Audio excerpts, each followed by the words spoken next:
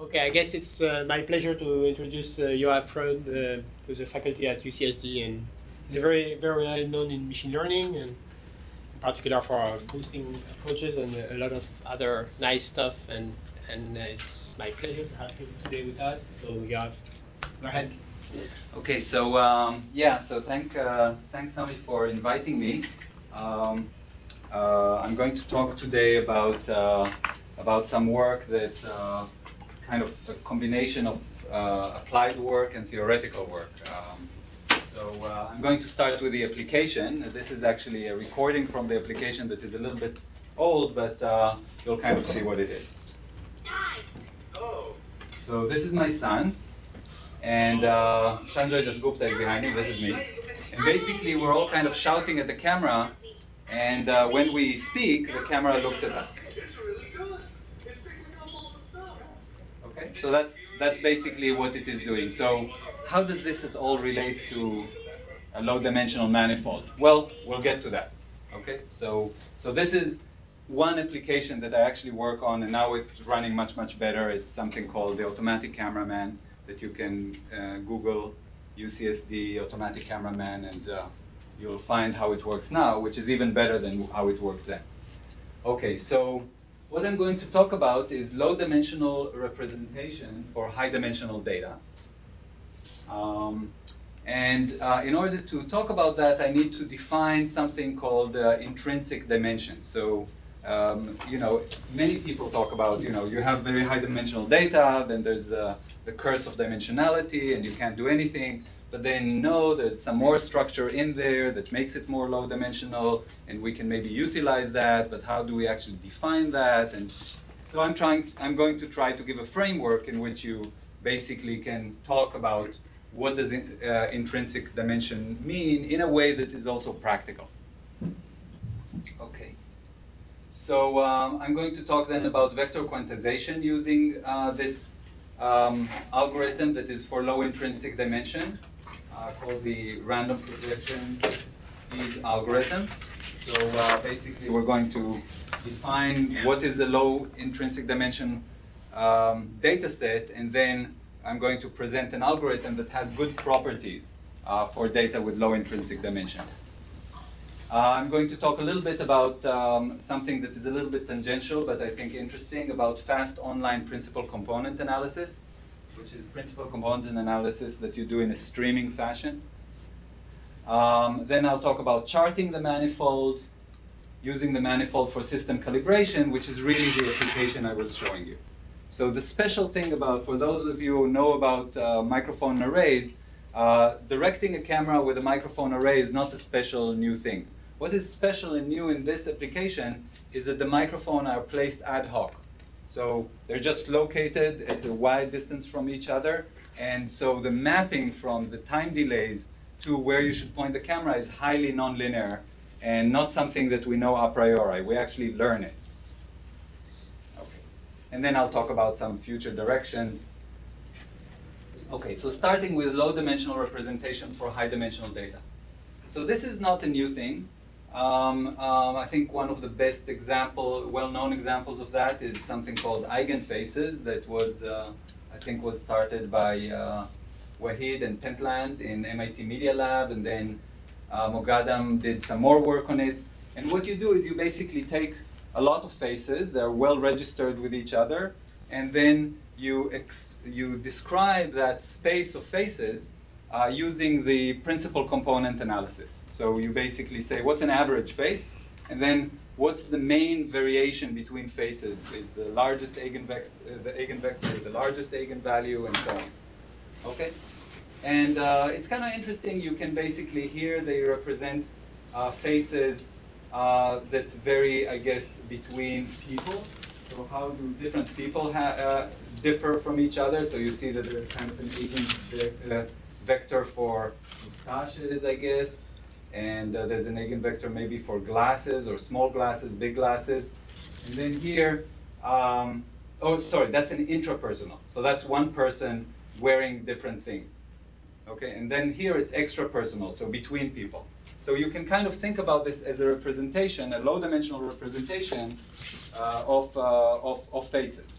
Okay, so you basically would say that the face is the projection of the image on the largest eigenvectors, or the eigenvectors with the largest eigenvalue. And that's a representation. Maybe you can do classification in that representation, any other thing you want.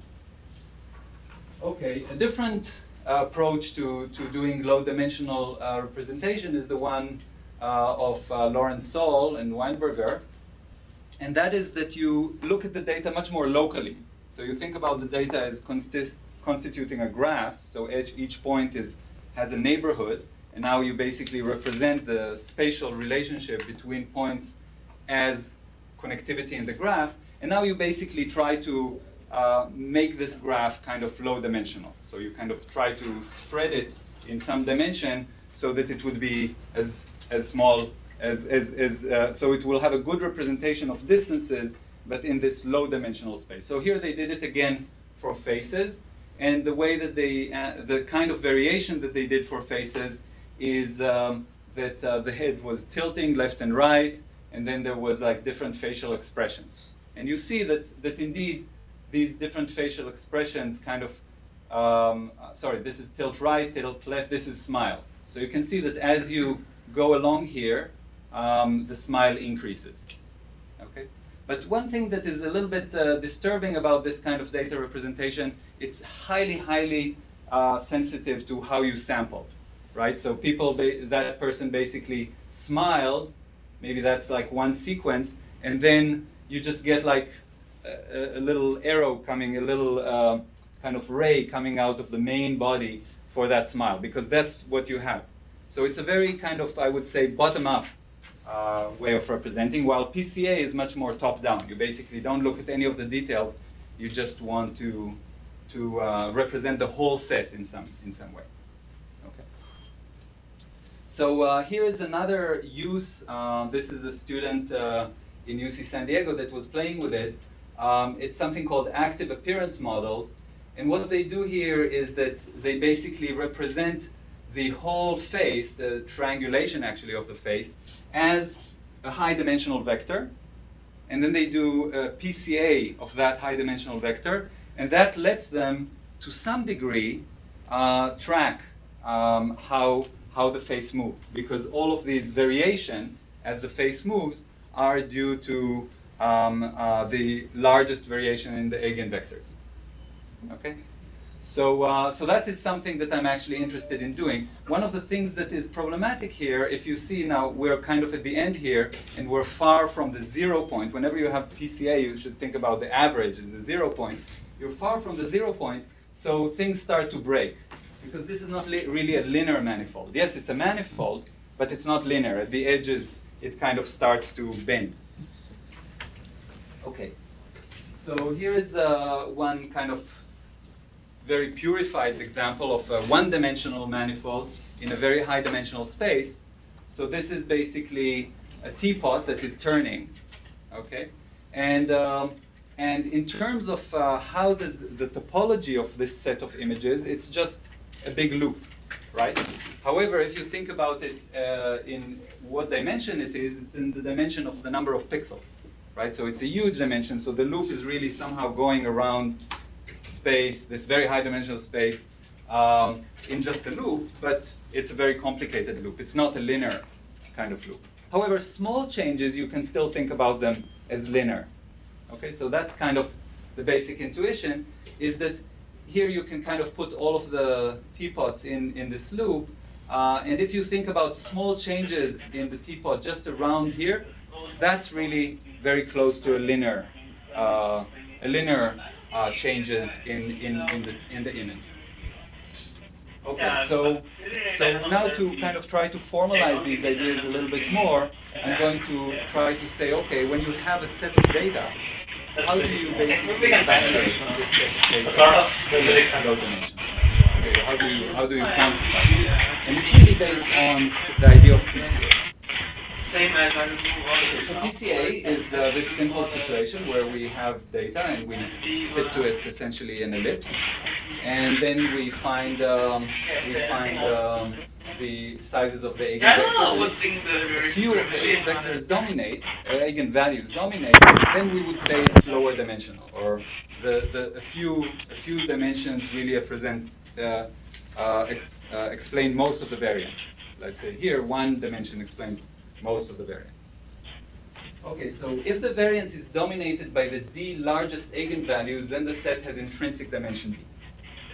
Okay, it's a very simple explanation. But now we want to talk about this d-dimensional manifold that is not affine, right? That's basically what I want to do that is new, that if you go along this teapot, maybe local little changes, it would be clear that it is one-dimensional.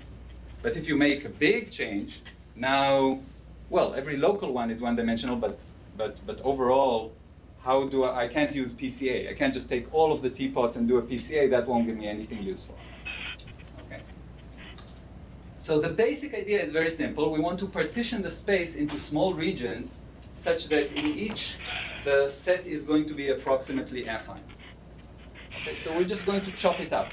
But now comes, of course, the big question. Okay, how do you chop it up, right? I mean, you want to chop it up somehow along this path, but you don't know where the path is.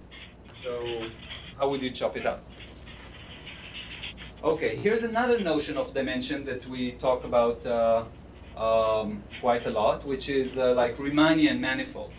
Okay, so differentiable manifold dimension is a dimension of the local tangent space. Okay, so we have a sphere. It is two-dimensional object in three-dimensional space because if we make small movements, infinitesimally small movements along the sphere, we can express them more or less as a hyperplane. Okay, so that's I would say, and it is somewhat reminiscent to the PCA, but it is much more asymptotically small. It only holds for things that are asymptotically small. Okay, but now the problem with talking about these things is that dimension is really something that very much depends on scale, right? So this is something that whenever we kind of say, okay, we want to learn what is the dimension of this manifold, it's not really a well-defined question until you tell me where you want to look and at what scale you want to look. So this is kind of an example of it. Here is like a space-filling curve. If you look at this small circle dimension, then at this resolution, yes, it's a one-dimensional thing. Okay, but if you look at this circle, then it's a two-dimensional thing. And this is not like something that is special to like space-filling curves. You can think about almost any natural object, like a shirt. You know, on this kind of scale that we're looking at it, it is two-dimensional. However, if we look at the strings that make them, well, each string is one-dimensional. And if we go even deeper, it's like it's a mass, so it's three-dimensional. So we can go from one-dimensional, two-dimensional. At each scale, we can have a different dimension. Worse than that, it also depends on location. So here is a set, okay? What dimension is it? Well, of course, it can't be more than two because it's on the screen, but this part, I would say, is really two-dimensional. This part is kind of one-dimensional. And this dot is zero-dimensional, right? So a cluster is essentially a zero-dimensional manifold. A tight cluster is a zero-dimensional manifold because it's close to a point. Okay, so what is really dimension? It's not the way that we're discussing it because we want to talk about data, and data doesn't really, obey like clear things that you want to specify mathematically. We kind of want a notion of dimension that is both dependent on location and scale. Okay, so then there is another notion of dimension that comes into it, and we actually have proofs about our algorithm in this setting, and this is actually the notion that is most popular in computer science kind of analysis. And this is, we say that a set S has doubling dimension D if for any ball of radius r, the intersection of the set with a ball can be covered by at most 2 to the d balls of radius r over 2. That's called the doubling dimension. Okay? And that's kind of a nice notion of dimension because it doesn't depend on anything like neighborhood or metric or all of these things like PCA. It doesn't really have to be in a space that is that has a metric or a vector space. It is a much more loose. It only depends on having a notion of, sorry, it does have to have a notion of a metric. That's the only thing that you have to have. But you don't have to have it as a vector space. Right? Okay. So in terms of scales, this, when you say that something is low dimensional in this case, you basically are saying it's at all scales. Okay? So you want it to be for all balls. Okay, so then you're basically saying it has to be, it doesn't matter what dimension I take it, this kind of covering, what scale I take it, what is R, I always want it to be covered by 2 to the D. Okay, so that's at all scales, while the notion that I said, which is a manifold, is only at infinitesimally small scales. And I want a notion that is basically scale dependent. Okay, so it's more general than manifold direction, but the thing about it is that there is no clear connection to physics. I guess computer scientists like that, but because I'm talking about applications, in all the applications that I saw, this notion of dimensionality, even though we prove things about it, is not the one that I'm in favor of. Okay, so now we're going to prove our notion of dimension. At this point, it should be kind of pretty simple. All that I'm going to say is essentially, okay, I'm going to use a covariance, but I'm not going to use a covariance over the whole set. I'm going to use a covariance over the set intersected with some ball, let's say. Okay? So I would say that a particular set has, it has a mean vector and it has a covariance matrix. And let's say that we order the eigenvectors of the covariance matrix by order, from the largest to the smallest. So S has a covariance dimension d epsilon if the first d variances explain 1 minus epsilon of the total variance. Okay, so that's a pretty natural explanation. And I would say that S has a local covariance dimension d epsilon in the ball bxr if S intersection with bxr has covariance dimension dE. Okay, so basically this is just a dimension of a set. And when I want to say that the set has local dimension, then I have to limit to locality. Okay. All right, so now we're going to show something that we can do with sets that are with this kind of low dimension. Okay, so first of all, the vector quantization problem. That's probably a problem that is familiar to many people here, but let me just express it in a precise way. So you want to find a set of representatives for all your data points. So your data points are the blue points, and now these are the 3 representatives, such that this partitions the space. Accordingly, it's called the Voronoi diagram. And so that if you look at the distances, the average distance to the closest representative is minimized. Okay, so that's a good set of representatives. Okay, so here's the problem. You're given a set of points in RD, and you're required to find a small set of representative, K representative, to minimize this distance. And for our purposes here, we're going to always talk about the square Euclidean distance, so without taking the square root. Okay, so there's a well-known algorithm for it. It's called the K-means algorithm. And basically, the algorithm is that you choose some initial representative. You generate the Voronoi diagram. You take for each one of these sets that you got the mean, and you replace the points that you had before with the mean. Now you create a new Voronoi diagram, and you take again a mean, and you continue in that fashion. You can very easily show that this will converge to a local minimum. It's also true that if you have the optimal solution, it will stay there.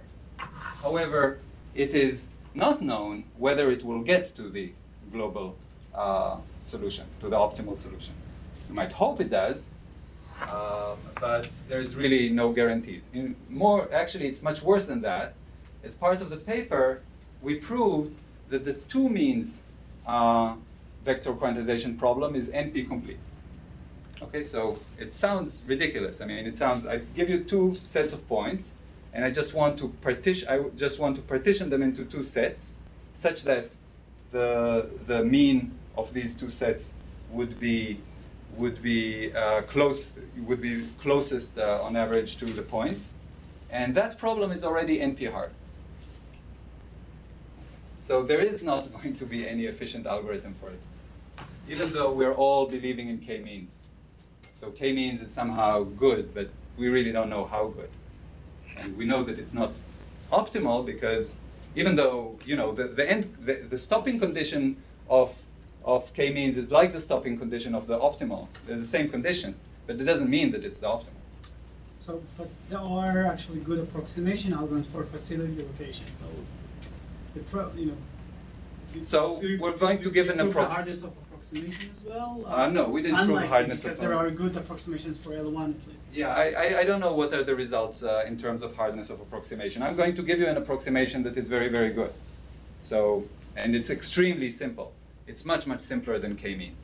So, and in some sense, it's a very good one. So you can just think about it in this context. Yeah, we give a very good approximation for the k-means method. That's actually the title of our paper. It's vector quantization of data with low intrinsic dimension. So actually doing k-means for data that is space filling is kind of anyway pointless, right? Because you're already filling the space, so you're not going to really capture any meaningful structure. You're just partitioning the space into blocks, and that's all you're doing. Okay, so here's another very curious thing that makes the problem seem even simpler. Okay, so if you basically look at mu, this mean, that is the best representative vector. Okay, the mean is the best representative vector. The interesting thing, this is just algebra to show it, is that if you look at the average of the square distances between points, it's exactly equal to twice the average of the distance of the points from the mean. Okay, so you don't need to actually find the mean. You can just calculate the square distance between points. Okay, but that's just the first step. That's kind of curiosity. What is really interesting is if you want to say, okay, I have a set. It's now represented by 1 point, and I'm going to partition it into 2, so it'll be represented by 2 points. What I'm really interested is in how much is the average square distance going to decrease. It turns out that the amount by which it decreases is exactly equal to the square distance between the means. That's all it is. So all you actually are looking for is you're looking for some way to partition all the data points so that the means will be as far as possible. That seems very easy. It's NP hard. Okay, but it is something that we can, under some assumptions, essentially the assumption of low intrinsic dimensionality, we can approximate very easily. Okay, so here's the core idea of the algorithm. I'm not going to go into the actual proofs. They're in the paper and they're a little bit involved. But here's the basic idea. So suppose we have a data set that has low covariance, dimension. Okay, so it's a one-dimensional set in 2 dimensions. So it's immediately clear that a good way to split it so that the means will be far from each other is to split it at the median when you project along the direction of largest eigenvalue. Okay, that's like going to give you a very good split. Okay, assuming that this is more or less Gaussian, has low tails and all kinds of technical conditions, but let's assume that. Okay, so that's nice. So basically all I'm saying at that level is that you could just do PCA of your data, find the largest direction, the direction with the largest variance, and just split there at the median. And that would be a good algorithm. And indeed, it is a good algorithm. However, if you're talking about data that is really high dimensional, like these images that I showed you, actually computing the principal component analysis is not at all trivial, right? Because it requires building a matrix that is n squared. And let's say if n is a quarter of a million, then n squared is pretty darn big. And so it's not really, like computing the PCA is kind of simple for small numbers, but for big numbers, it's not actually that simple, right? You N only squared need the is first component, right? You don't need the whole right, matrix. right. But it's there is no algorithm for finding the first component more efficiently. I mean, I'll show you an algorithm for approximating the first component. It's actually a very simple algorithm. But if you just think about it, what you want is an algorithm that will find the first component without ever needing to keep something that is bigger than the dimension. You don't want anything like dimension squared. You can do gradient descent. What do you say? You can do gradient Yeah, descent. so we're doing some kind of gradient descent, right? So I'm going to use a trick that is well known. Okay, but leaving all of that aside, the question is, how critical is it to really find the largest direction? So that's actually the main technical point of the paper. The main technical point of the paper is it doesn't really matter very much. You don't have to find the largest direction. You can split the data according to a random direction. Okay, so you can basically just take the data, take a direction chosen uniformly from the unit sphere, and project the data onto that direction and split according to the median on that direction, and you'd be doing essentially almost as good as if you split it in the optimal direction. And that's, of course, much cheaper. You don't need to calculate anything. You just choose a random direction. And that's the first step of a gradient descent. In a way, yeah. That's true too. Okay, but why is that? Why is it the first step in the gradient descent? Why is a random projection good enough in general? You know, that's one of the things that is actually very much confusing about EM-like algorithms. Is we know that when they're very close to the correct solution, then they will converge very, very quickly. But what are they going to do in the first step? Nobody knows anything. There's nothing. So here is basically, on this particular case, we can say something about the first step. What we can say is, remember the quality of the split is really the distance between the means. What we can show is that if the data is really low dimensional, now that we choose a random direction, then we're going to actually be doing the wrong thing, right, with respect to these triangles. The distance that the means will move is very, very small, with some fixed probability that is independent of the embedding dimension.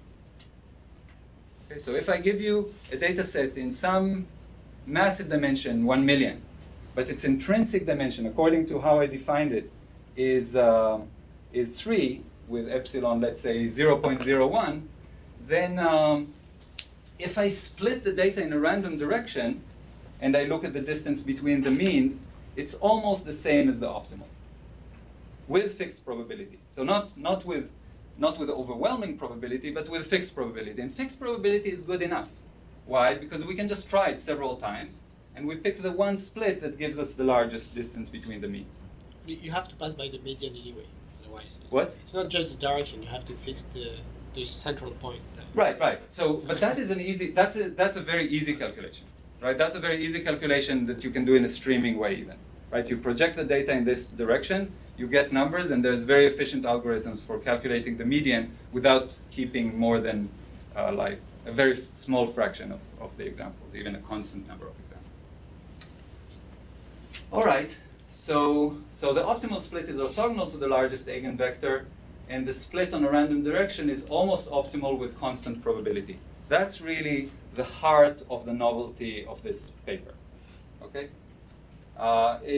Initially, when I presented it to people that have experience in this, like Lawrence Soll, he said, "No, that's not true, because you might split, in very high dimensions, you're very likely to split things like this, because your direction is orthogonal to the largest eigenvector. So it's actually likely that you're splitting almost orthogonally to all of the important dimensions. However, when you look at the math, you see that yes, almost is almost, but with fixed probability, your split is actually pretty good. It's not a split that looks like this. So there's kind of competition here between the epsilon of the low intrinsic dimension and the probability that you're orthogonal, right? If you're strictly orthogonal to all of these good dimensions, then of course it doesn't work, because then the means are here and here, and they're very close to each other. But there is a competition, and you do the math, and you see that there is a fixed probability that you get something good, which in some sense, I believe, is a good explanation for why EM's first step is actually very, very good. Because you can think about this as EM. Like once you split, you find the means, and you take the vector between the means, that's almost the eigenvector. Okay, so what are we going to do in this algorithm? We're simply going to apply this idea recursively. So we project on a random direction, split on a median, and then recurse. Okay, so each part we project on a new random direction and split on the median, project on a new random direction, split on the median. So in a way, it's very, very similar to KD trees, right? For those who know KD trees. But instead of using a projection on a coordinate, we use a projection on a random direction. That seems like, okay, like a nothing operation. But in fact, it is actually an important operation. And in fact, when we talk with experts about KD trees, they say, yeah, we do that.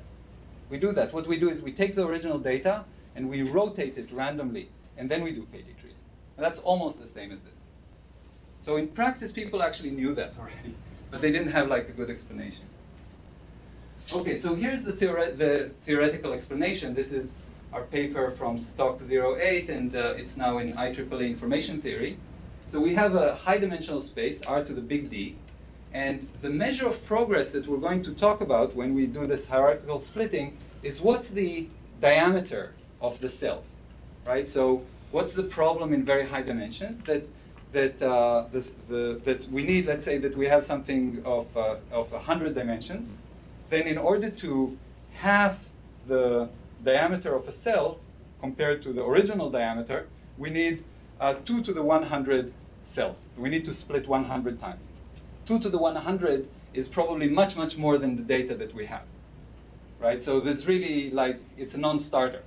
And that's why KD trees are indeed non-starters when you have very high dimensions. Okay, but for when you project things randomly, so if you just do a tree-structured vector quantization, the average diameter is halved every big D tree levels. Okay, so you have to go according to the embedding dimension. But if you do this data with intrinsic dimension little d, then you can show that the RP tree algorithm will halve the average diameter every little d dimension, every little d steps in the tree. Okay, so if the data is actually three-dimensional, you're actually going to halve the size of the things every 3 levels. If it's one-dimensional, you're going to halve it every level. How does this work? Okay, so first, just kind of intuitively, how does it look? Here is there's some. Now I'm going to get into some intuitive figures to explain it. I'm not going to show the proofs because they're again too technical. But this is a KD tree algorithm, right? So it splits according to the median on this dimension, then it splits here on the median in this direction, so on. If we do the similar thing with RP trees, that's kind of what we see, okay? So we choose a random direction, we split according to the median, then we choose another random direction, split according to the median, and so on. So for high-dimensional data, so if you have like in this case, two-dimensional data that is really two-dimensional, so its covariance is pretty big, then it's not really a big difference. But what is the difference is when you're doing this kind of trick when the data is lower dimensional intrinsically. And here is kind of an example of how it looks. So suppose that this is kind of more or less the data that we have that is one-dimensional in a two-dimensional space. Okay, we look at its covariance. It's just, it tends to be a little bit more this way than this way, but really if you just split the data here, you're not really doing anything particularly good in terms of, let's say, reducing the vector quantization error. Okay, but if you choose a random direction, okay, we chose this random direction. It's actually a pretty bad direction, but still we're going with it. So now you have these two sets, and this is their covariance matrices. So really nothing, we didn't get anything, okay? But if we now split these two again, now we got something. We didn't get something everywhere. We got something here. We got something here, right? So those are pretty well explained by the one dimension, while this very curved one and this rather curved one are not so well explained. Okay, so we need to do another split. And with high probability, we will get something that is actually pretty well represented by low dimension everywhere. Okay, and so the trick is that basically we need the pieces to be small, but we want to kind of stop when the curvature is not too high, right? When these pieces have small covariance dimension. And what we basically know in general is that once you get to a lower dimension, then these things will split actually very well, right? And it's kind of intuitive. Once you're here, if you split again, then of course you're going to split into two pieces whose variance is half. So you just need to split, but you can't split according to fixed coordinates. You have to split according to random directions. And then you can prove that this would work. It's not going to, again, work in terms of fixed probability. So maybe in each level of the tree, you need to find 10 possibilities of splitting and choose the one that gives you the best split. But that's all you need to do. Okay, so here's kind of like how we did that, just for one kind of toy experiment. This was a paper in NIPS. We take this letters from the NIST dataset, and these are all ones.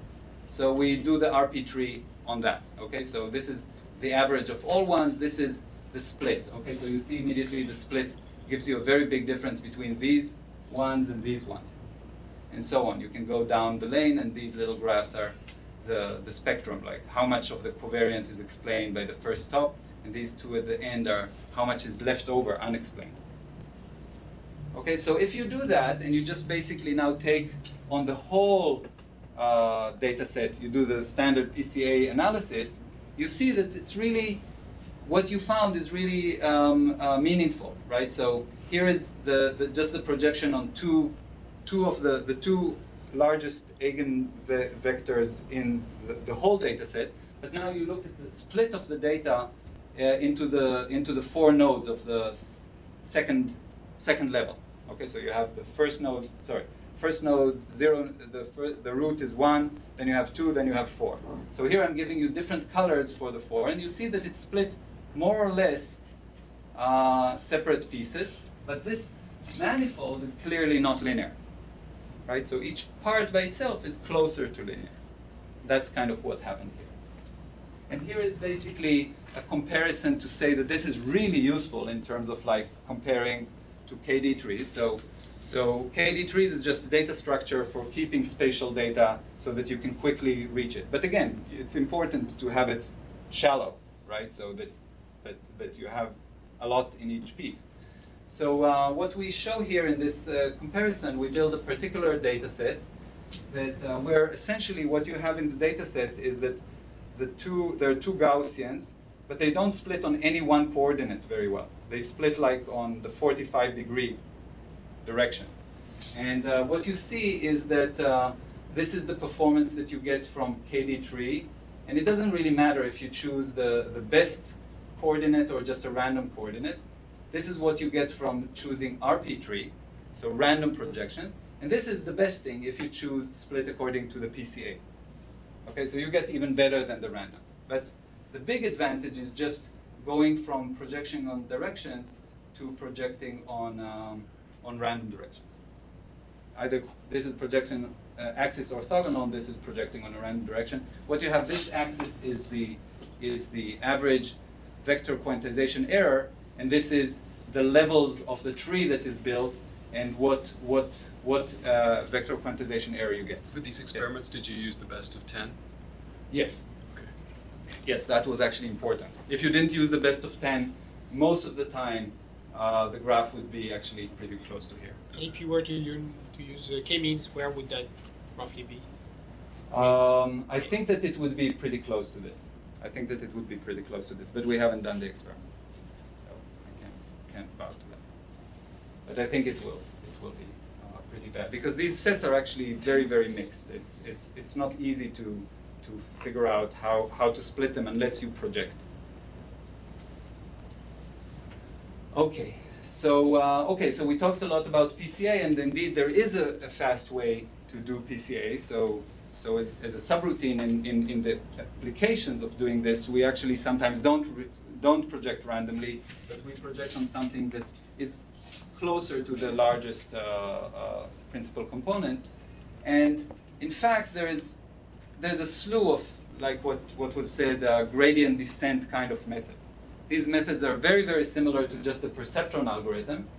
The difference is that you take, there are all kinds of variations in terms of how you normalize. And that's a paper waiting to be written. But the basic idea is that you take a random direction vector and you project it. You take a new data set, you project the data, a new data point, you project the data point on your vector, so you see where it is, and then you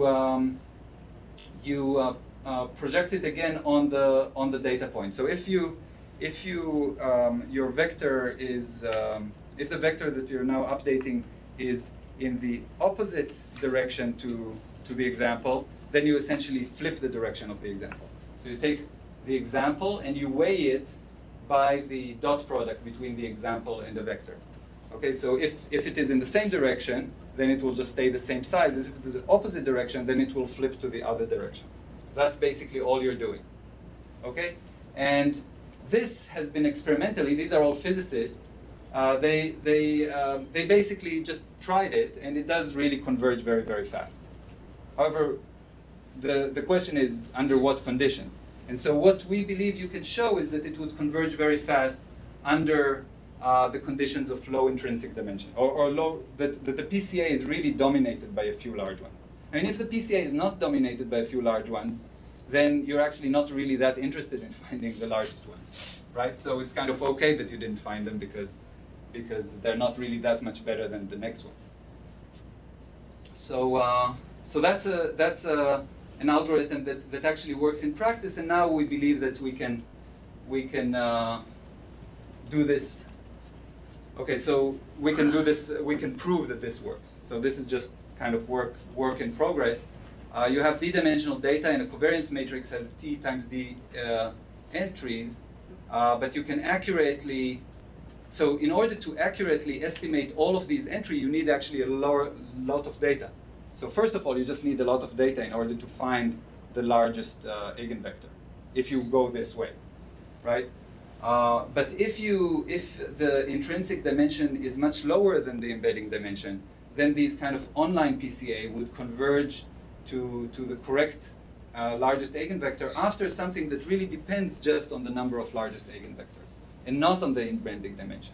So that's kind of interesting, right? We have an image that is maybe half a million, a quarter of a million dimensions, and if we try to find what are the eigenvectors using the matrix, we might not converge unless we had a huge amount of data. But if we just use online, we actually will converge faster. Yes? I have two questions on the previous slide. So, okay. One, I'm probably missing something. But where? Which one? The recursive update.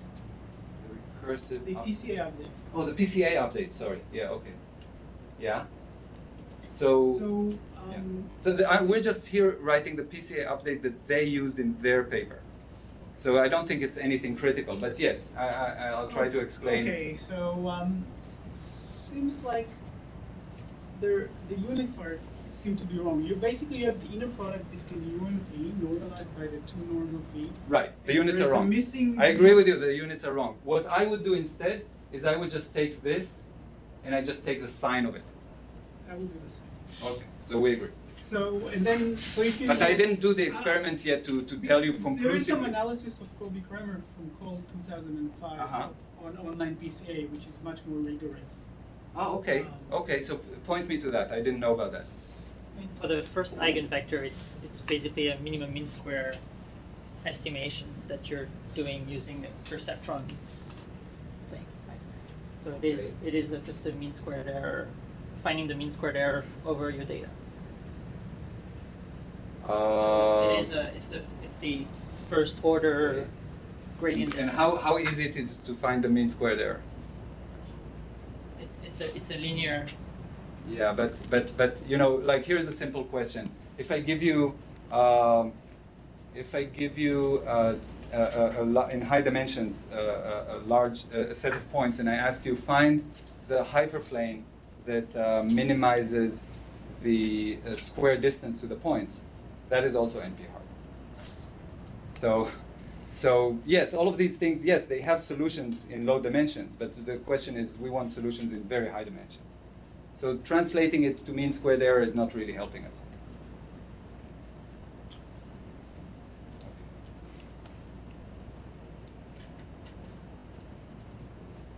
Okay, so now a few directions that are not yet in terms of things that are proving. These are now the more applied kind of directions. And first one thing that I'm very fascinated by, but we don't yet have a really good solution for.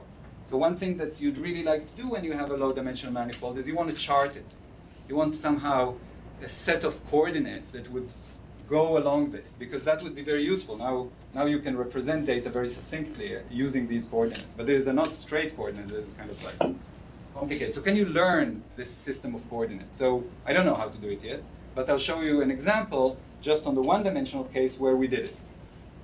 Okay, so basically what is our goal? Our goal is to identify sufficiently linear pieces of the data. And then we want to glue these pieces correctly, right? So here's kind of like a depiction of this. You start with partitioning the data randomly, like this. So you get, okay, this can be represented by this one line, by this one line, not very useful. You split here. Now you have that representing this by the projection along this direction is very good, and this is very good. But these are yet not so good. Okay, so then you just want to go down to a direction that every place is essentially split according to the directions, and the intuition is you want to split the fineness of your splitting. You want it to be according to your curvature, right? If things are very curved, then you need to split them fine so that you can see that they're more or less linear. If they're very straight, like here, you can use a big piece. So the idea is that you build these trees. You don't necessarily just build one. They're so randomized, you can build many. Each one will look different. And then you kind of want to harvest them for pieces that are linear. And then you kind of want to glue all these pieces together. So that's just a heuristic at this point. Okay? And so here is how we did this heuristic. So what is the data? The data is exactly the rotating teapot. Okay, so we just take all of these vectors, think about putting them in a random order, so you don't have any sequential information. Now you want to basically recover the sequential information. How does it rotate? Okay, so initially you want to basically find those little pieces that are very similar to each other under small linear transformation. Okay, so this is basically how we did it. Each one of these pieces here is basically a few images that are together. And then you can glue these pieces head to tail, and you basically get the movie in the back. So this is a movie that essentially the ordering was reconstructed using this method of chopping it into pieces and then using them. And then what you see here is kind of the first eigenvector. Okay, so the eigenvector that represents this small movement when you're in that direction. And you can actually see, if you look in detail, that the places where the handle is on the sides, those places you can have a big rotation and it's only a very small change, so you find very long linear pieces. And the places where the handle is in the middle, those are the very curved ones. It's kind of curved in this very high dimensional space, so it's not easy to see, but you can clearly see it in terms of how well is this thing representing. You take the average image and you add a little bit of this. How good is it as a representation of the slightly rotated teapot? Okay, so now I'm going to finally talk about the thing I started, which is how to calibrate microphones using this idea. Okay, so that's really the first application. Now we're thinking about many other applications, but this is the first application that we really used and worked very nicely. So, so we want to control a PTZ camera using audio triangulation, and we're doing it by learning a low-dimensional manifold from the sample data. Okay, so here's how it works. This was the setup when it was in the lab. Now it's a setup actually in a public place. But what we have is 7 microphones put in an ad hoc situation. Okay, so we just go and put them separate from each other using these sponges, so you don't get vibrations from the thing itself. And now we want to point the camera towards where the person is speaking, and that's what the movie that you saw in the beginning. Okay, so how do you basically do this thing? You look at an acoustic source, and using cross-correlation, you can find the time delay of arrival, it's called. So if you take 2 microphones, you can say, what's the timing difference between the sound arriving at this closer microphone and the sound arriving at this further microphone? Okay, that you can actually measure pretty reliably and accurately. Okay, so you can do that, and that's kind of how microphone arrays work in general. However, in the microphone arrays world, the geometry of where the microphones are is preset. That's why they're called an array. They're actually put on some kind of rigid frame, and the distances are very accurately controlled. So you can pre-calculate everything, and you are doing it. But that's actually a very fundamental problem with microphone arrays, that because they are on a rigid frame, they cannot be too big, right? You are not going to make a rigid frame that you can barely pass through the door, right? It's just not practical. And we want actually the microphones to be very far from each other, because then you get very accurate triangulation. So it's kind of chicken and egg.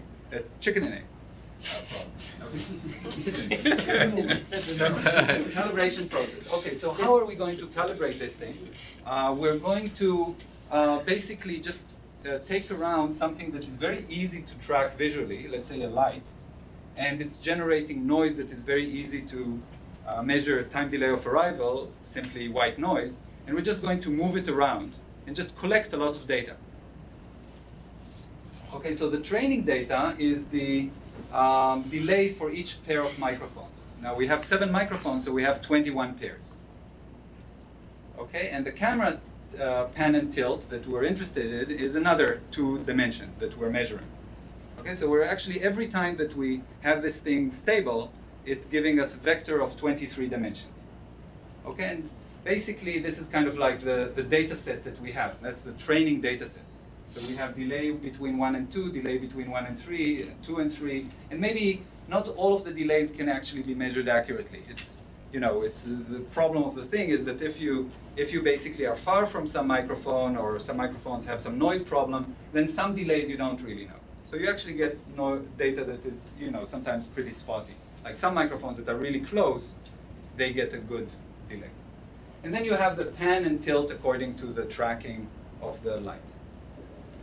Okay, so this is the delay manifold. So now we're back to the problem of low-dimensional application, right? Because we have 23-dimensional space, but the data lies on a smooth 3-dimensional space. Why? Because, you know, sources are in 3 dimensions. They can't move to a 4th dimension, right? So the data somehow has to be on a manifold, and it has to be smooth because small movements of the location don't change the time delay by a lot, and don't change the pan and tilt by a lot, unless you're right next to the camera. And there, yeah, we won't work very well there. Okay, so it is really exactly what we want. So now, if we just have data, and again, we're not very sensitive to how we sample, right? It's unlike these methods that look at the graph structure.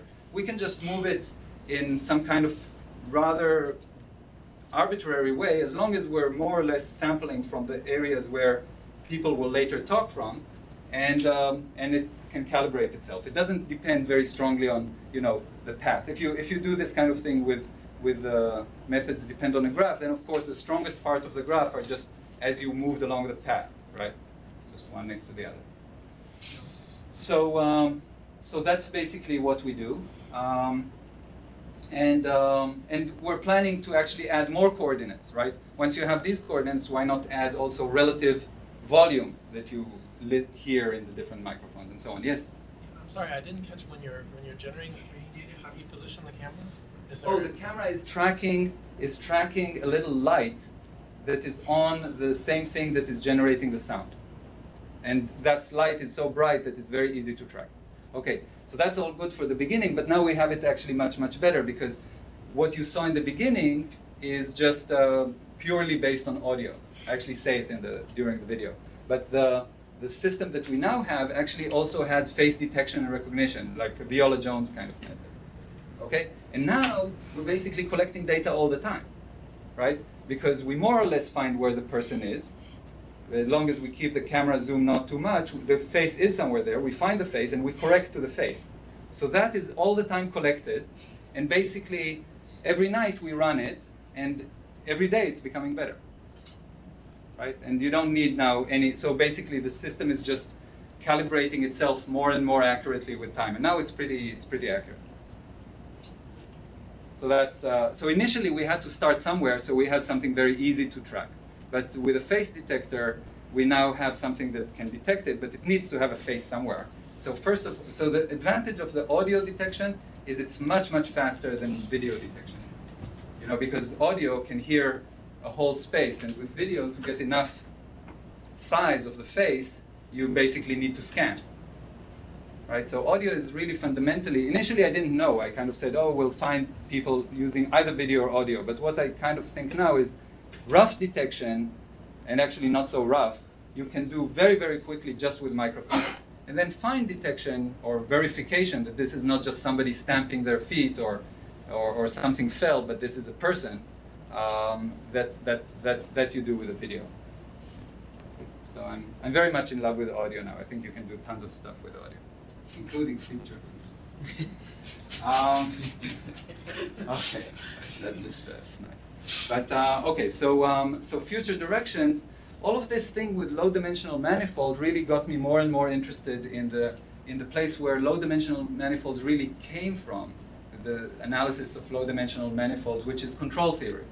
So in control theory, people constantly talk about, you know, you have some robot which has degrees of freedom, but the pieces are constrained according to the joints, how relative to each other. And then when you want to apply force to the joints, you have to take into account the manifold on which things can move. And one of the places where I found that there is an amazingly beautiful connection between learning theory and this control theory is this work by Rusted Drake from a few years back, actually quite a bit, 2004.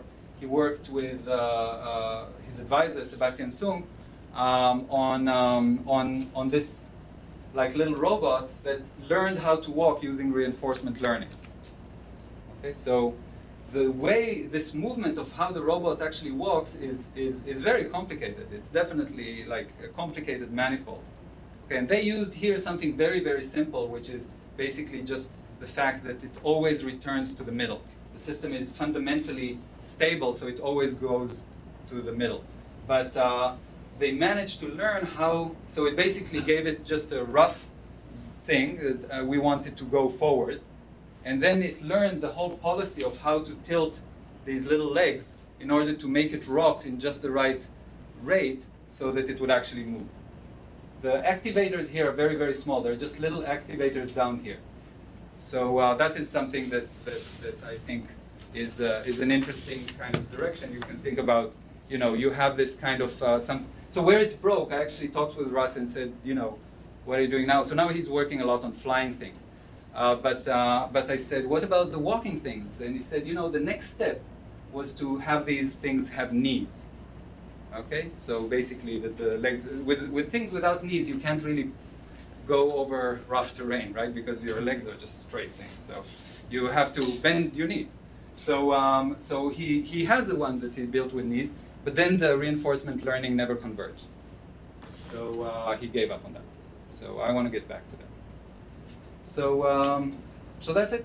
That's my talk for today. Thank you.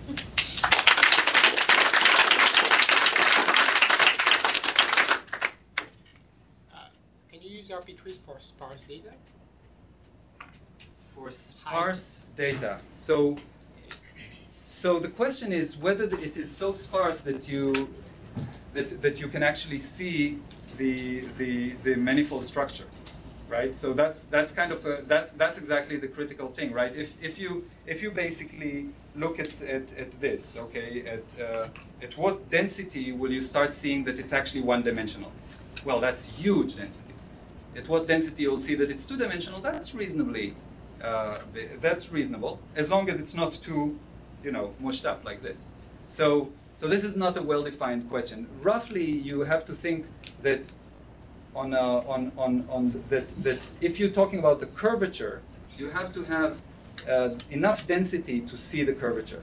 And so this is very much in data that is like, so all my intuition is in data that is physics oriented, right? So once you start to talk about things that you guys work on a lot, you have like a vector of words, how you would define low dimensionality there, that is something that actually Shanjo is thinking about much more with a doubling dimension. And maybe you can do something, but I don't see like there the whole intuition of small variation. What does the eigenvector really mean? Maybe it can mean something, but it's just too far from it.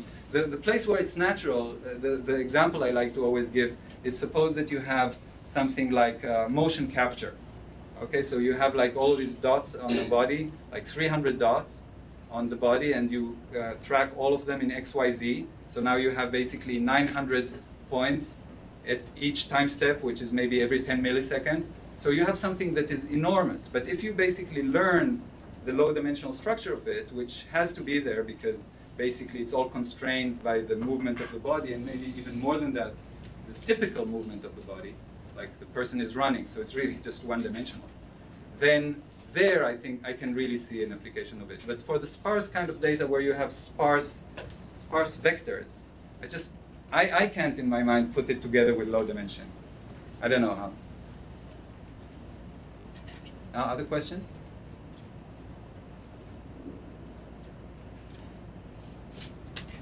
Okay. Thank you. Thanks.